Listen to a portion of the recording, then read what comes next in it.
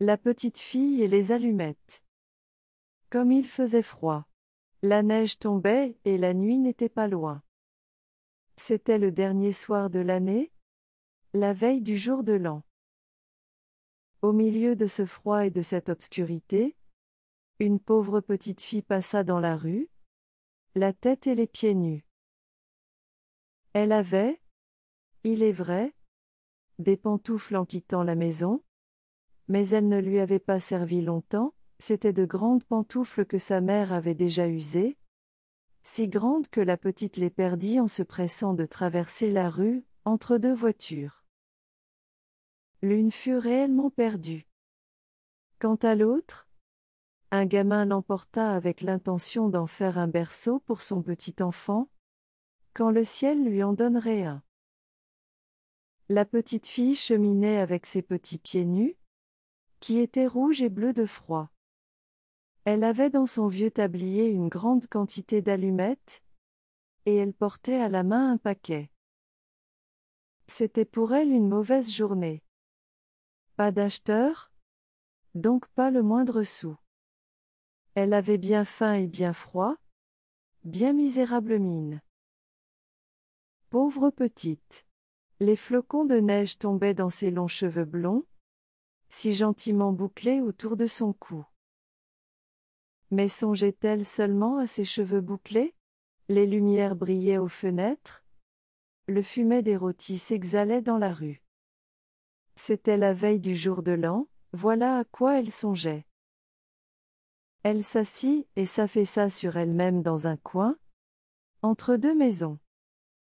Le froid la saisit de plus en plus, mais elle n'osait pas retourner chez elle, elle rapportait ses allumettes, et pas la plus petite pièce de monnaie. Son père la battrait.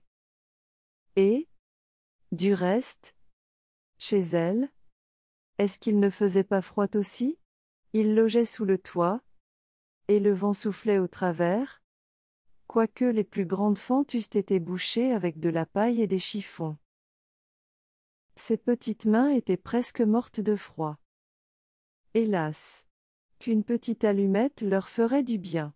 Si elle osait en tirer une seule du paquet, la frotter sur le mur et réchauffer ses doigts.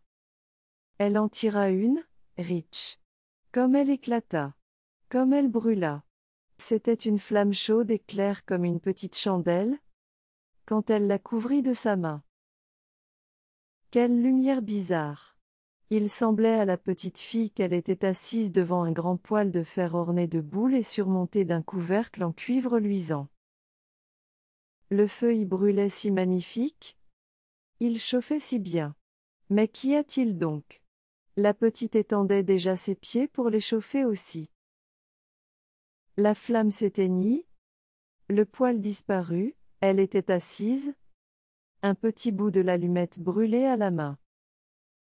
Elle en frotta une seconde, qui brûla, qui brilla, et, là où la lueur tomba sur le mur, il devint transparent comme une gaze.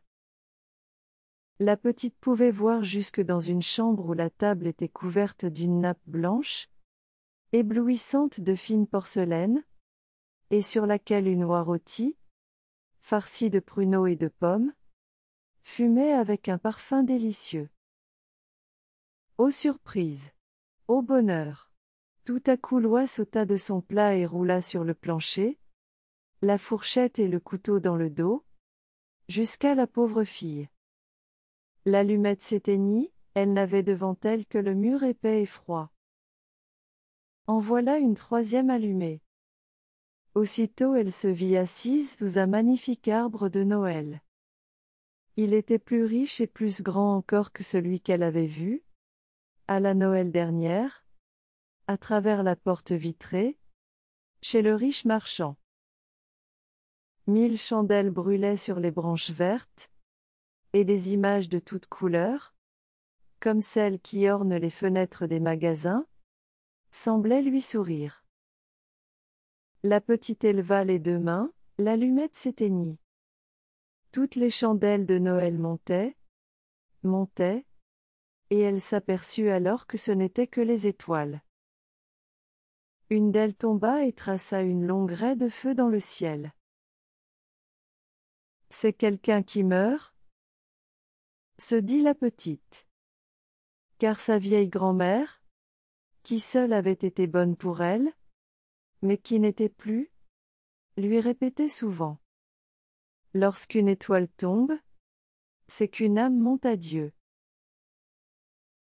Elle frotta encore une allumette sur le mur, il se fit une grande lumière au milieu de laquelle était la grand-mère debout, avec un air si doux, si radieux.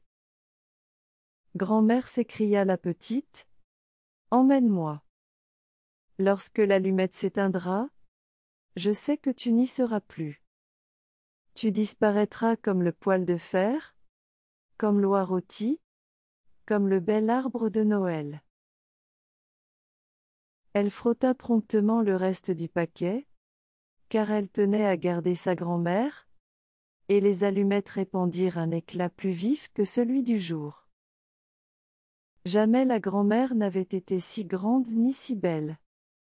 Elle prit la petite fille sur son bras, et toutes les deux s'envolèrent joyeuses au milieu de ce rayonnement, si haut,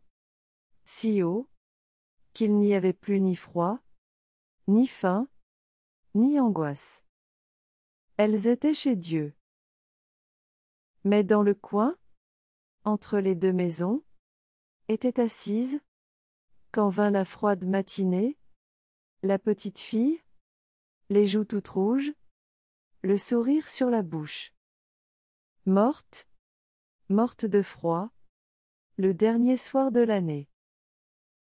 Le jour de l'an se leva sur le petit cadavre assis là avec les allumettes, dont un paquet avait été presque tout brûlé. Elle a voulu se chauffer, dit quelqu'un. Tout le monde ignora les belles choses qu'elle avait vues, et au milieu de quelle splendeur elle était entrée avec sa vieille grand-mère dans la nouvelle année.